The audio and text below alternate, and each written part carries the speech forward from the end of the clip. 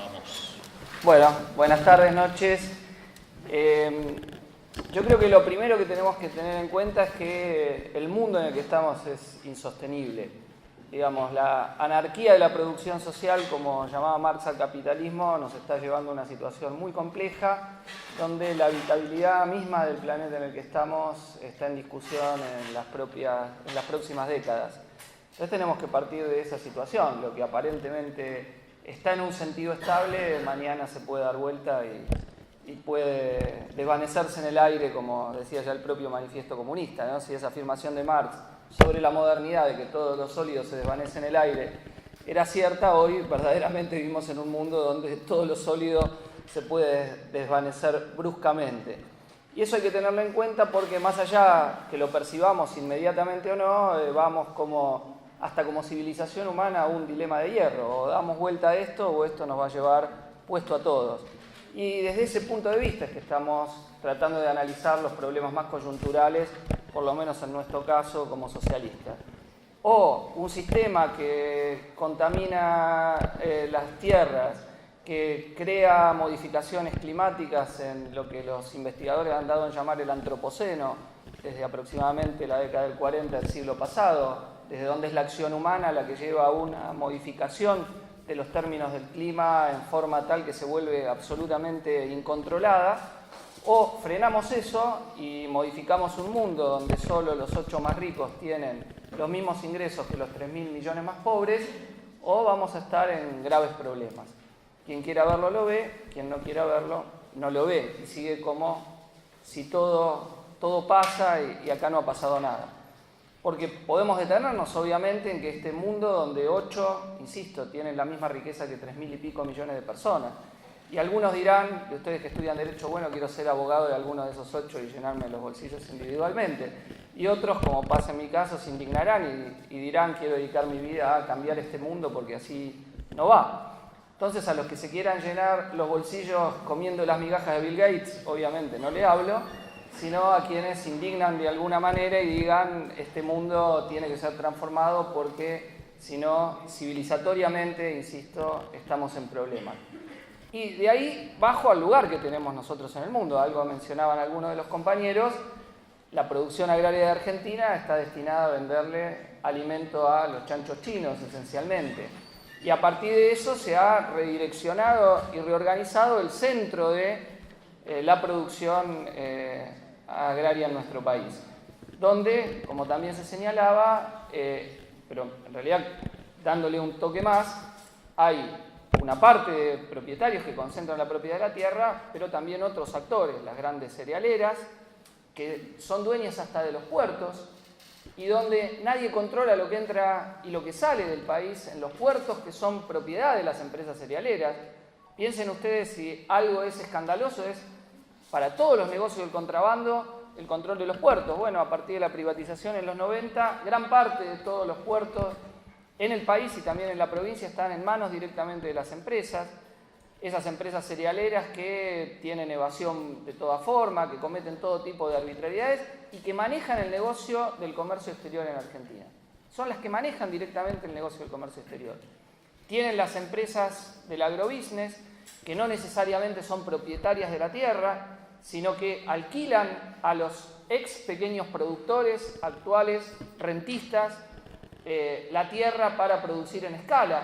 Entonces vos tenés empresas que eran propietarias de 20.000 hectáreas, pero que producían en 400.000, alquilándole a propietarios de 100, 200 y hasta 500 hectáreas. Es decir, se ha formado en el campo una capa de propietarios rentistas que no trabajan más la tierra, no era el abuelo, trabajaba la tierra, ahora vive de una parte de la renta de la tierra, que es lo que le toca, y capitalistas agrarios en gran escala, que ¿qué hacen con el recurso que surge de la tierra? Fugan capital. Quizá habrán ustedes visto la cifra de que hay alrededor de 400.000 millones de dólares, 10 veces la reserva del Banco Central Argentino, en el exterior, de argentinos que han fugado capital. Esa fuga de capital se ha hecho por mecanismos ilegales. Esos mecanismos ilegales están organizados por la gran banca. Cualquier gran capitalista argentino, si quiere llevar plata al exterior, no es que la declara. sino que arregla mecanismos secretos. Hay oficinas B en el HSBC, que es donde salió, por ejemplo, digo, para nombrar un banco donde fue dicho desde adentro como esto se hacía, que una oficina B y te dice, bueno, vos me depositas acá, yo te llevo, te abro una cuenta en un paraíso fiscal, listo, ya está, sacaste la plata al exterior. Ese es uno de los mecanismos de fuga. De esos 400.000 millones de dólares de fuga, los capitalistas argentinos han reconocido 120.000 millones de dólares. De esos 120.000 millones de dólares, digo para que se entienda, con una ley de blanqueo que le votó toda, como ha hecho con todas las leyes Macri, le votó toda una oposición menos el Frente de Izquierda. Votaron esa ley de blanqueo de capitales, 120.000 millones de dólares. ¿Qué se reconoce ahí? Se reconoce que evadieron el pago de impuestos y muy probablemente no solo hicieron esto, sino que fugaron capital ilegalmente. O sea, toda la clase dominante de este país, por lo menos los que entraron en el blanqueo de capitales, han admitido que son delincuentes económicos. Es decir, que han fugado su plata al exterior, privando de recursos a la salud, a la educación, a la construcción de vivienda popular y a la obra pública. Entre ellos, muchos que son familiares directos de los miembros del gobierno, el hermano de Macri, hermanos de Pablo Cluselas, otro funcionario clave, y así de varios de los miembros del gobierno. Vieron que se había dicho en ese momento que, bueno, no, familiares directos no los ponemos. El decreto reglamentario de la ley de blanqueo incluyó a los familiares directos y los familiares directos de los miembros del gobierno. Esto es ya una obscenidad porque ya es demasiado. Digo, aparte de que la ley de blanqueo de capitales en general era una estafa a toda la población trabajadora. Porque al delito económico, ustedes calculen, cada blanqueador está reconociendo haberle afanado a la sociedad más que la suma de todos los que se afanaron celulares y que están poblando las cárceles miserables que son centros de tortura, en la actualidad legalizados.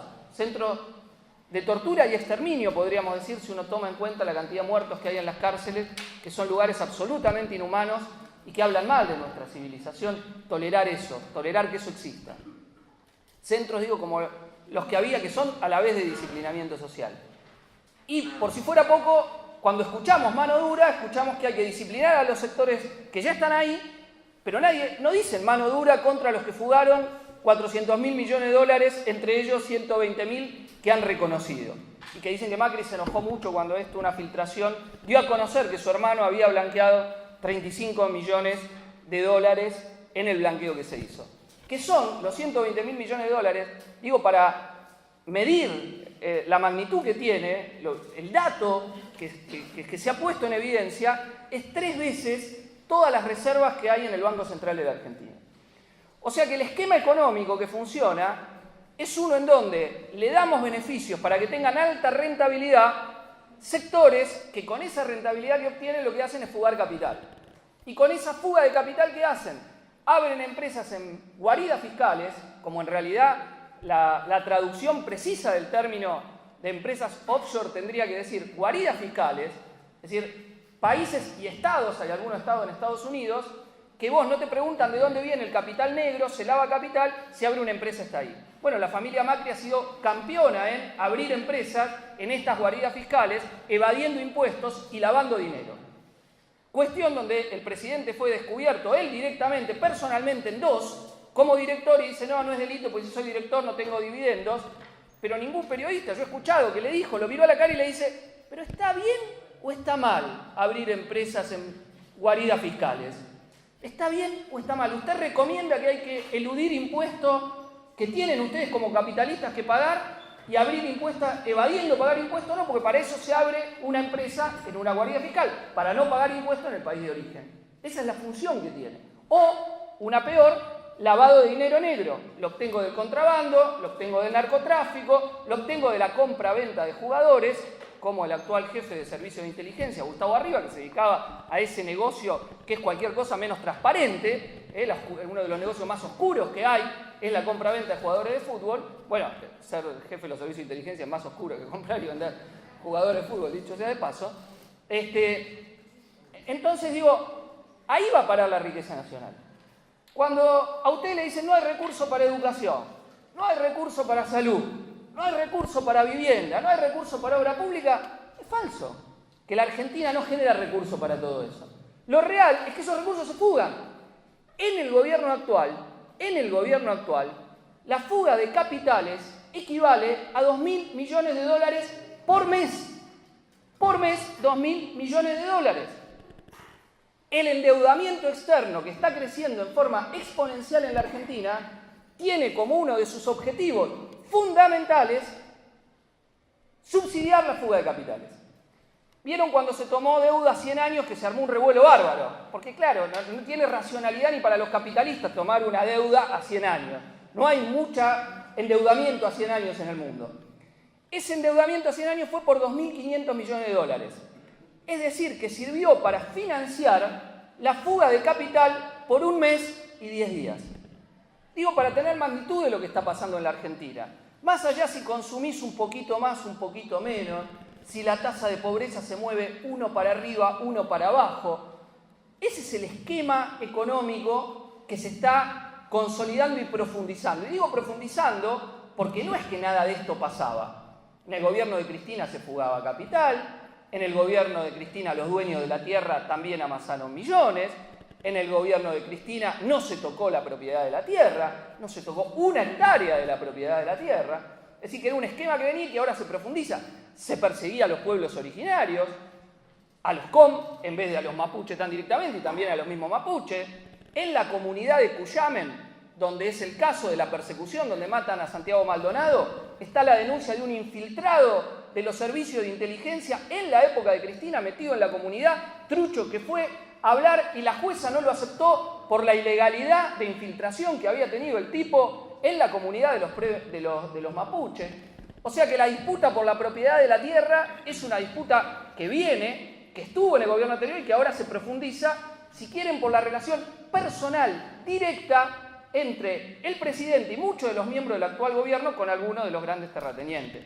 Mencionaba el compañero Eric a Benetton, mencionemos otro más, que está muy cerquita en cuanto al territorio que tiene, que es Joe Louis, en donde, fíjense ustedes, porque hay cosas que en el futuro lo vamos a ver como decir, pero esto pasaba en Argentina, puede ser.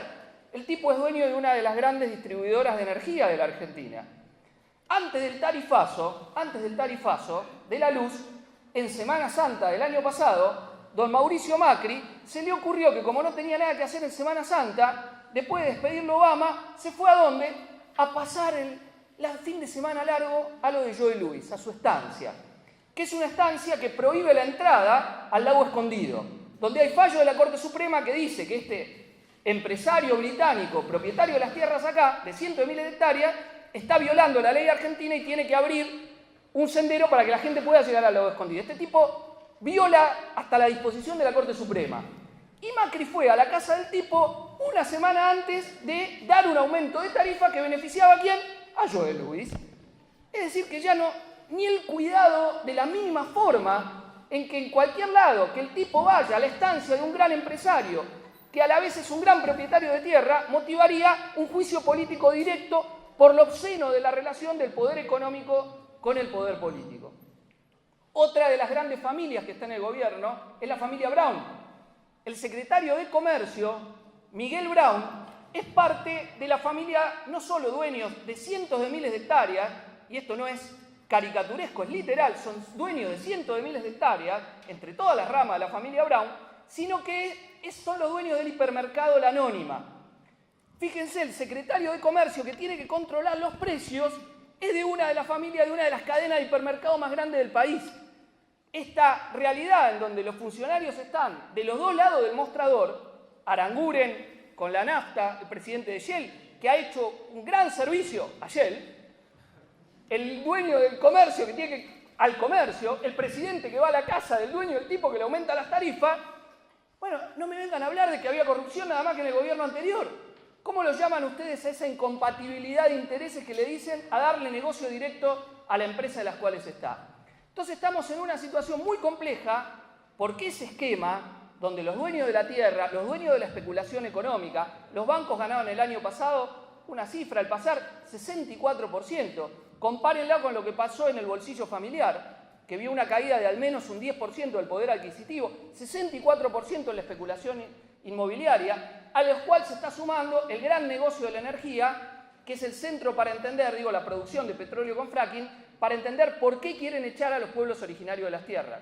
Porque muchas comunidades que reclaman las tierras ancestrales están sobre vaca muerta. Y hoy, como se cobra un alquiler de la tierra a las petroleras no quieren pagar más el alquiler de la tierra, entonces quieren demonizar a los mapuches para echarlo y tener todo el territorio, todo, digamos, el petróleo disponible sin siquiera pagar peaje, que esa es la realidad de lo que pagan un peaje. Bueno, entonces, ¿por qué se ha reavivado la lucha por la tierra?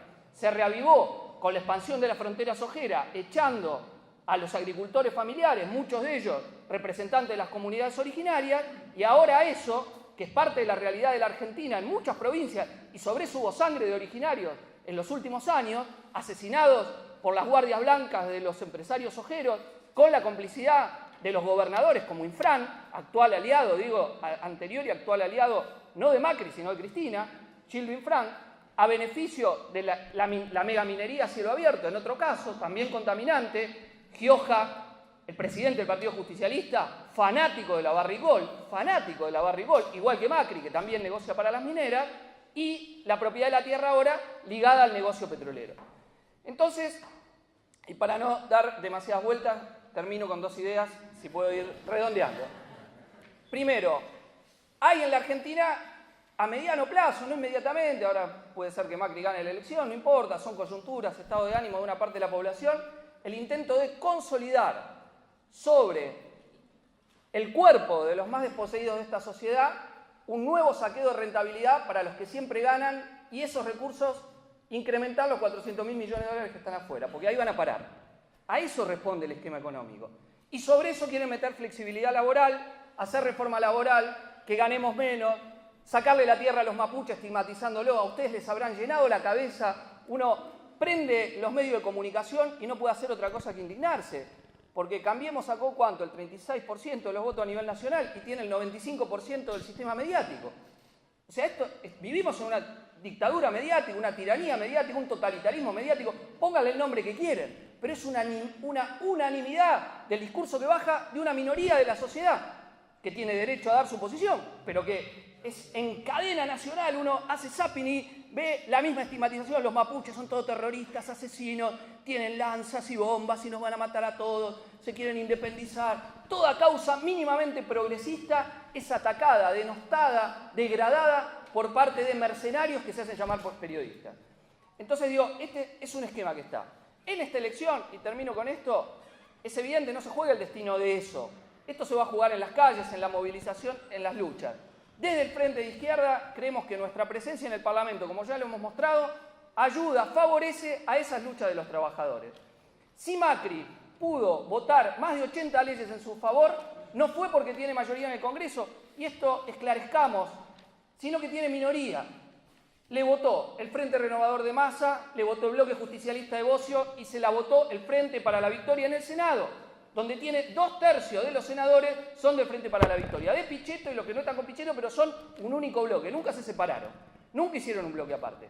Y le votaron la ley del 2x1 para poner a los jueces que dieron el 2x1 al genocidio, le votaron el blanqueo de capitales, la modificación de la RT, pago a los fondos buitre, el presupuesto de endeudamiento.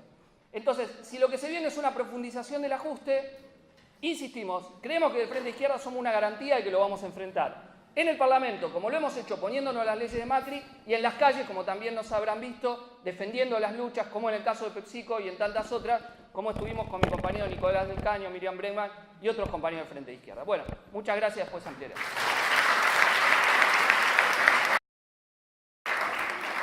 Sí, entre los grandes temas que tenemos por delante es el futuro del trabajo y el problema agrario lo pone sobre el tapete. La tecnificación del campo ha eliminado cientos de miles de puestos de trabajo en el campo. Esa gente, ¿dónde va? A vivir miserablemente en la periferia de las ciudades.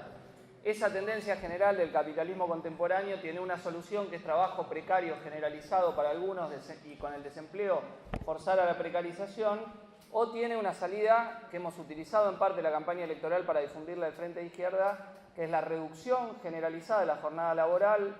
Planteamos a 6 horas, 5 días a la semana sin afectar el salario y repartiendo el trabajo entre ocupados y desocupados. Es otra de las irracionalidades del capitalismo, tener millones de desocupados de un lado y del otro lado el sobretrabajo de 12 o 14 horas.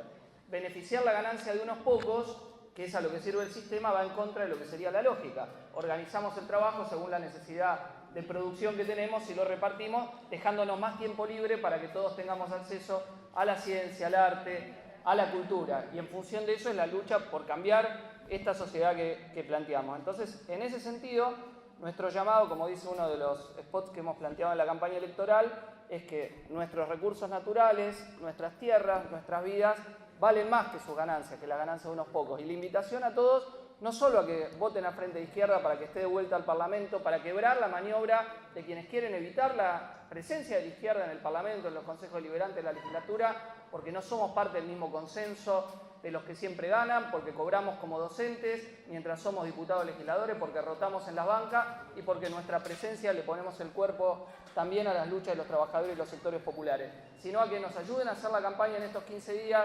hablando con sus vecinos, compañeros de trabajo, compañeros de estudio, y más estratégicamente que se sumen a la militancia activa por cambiar esta sociedad, que es una forma de darle sentido a evitar que el mundo se nos caiga encima sin que hagamos nada para modificarlo. Bueno, muchas gracias.